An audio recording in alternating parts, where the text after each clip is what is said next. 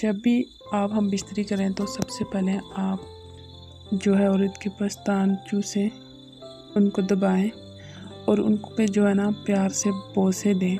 इससे क्या होता है कि औरत अपने आप को गर्म फील करती है और अपने आप को जो है ना आसमान की गहराइयों में महसूस करती है।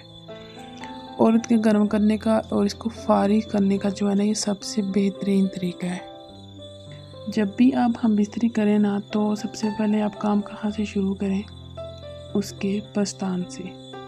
इस तरीके से जो आपको भी बहुत मज़ा आएगा और वो भी शहवत पालेगी तो फिर उसको भी करने में बहुत ज़्यादा मज़ा आएगा। और इससे जो है आपकी बीवी जल्दी फारिग भी होगी, मुकम्मल तौर पर फारिग होगी और जो है ना वो आपसे मुकम्मल तौर पर मुतमईन रहेगी। तो उम्मीद करती हूँ नाज़रीन आपको आज की वीडियो पसंद आई होगी। वीडियो को लाइक कीजिएगा, शेयर कीजिएगा और चैनल को सब्सक्राइब करना मत भूलिएगा।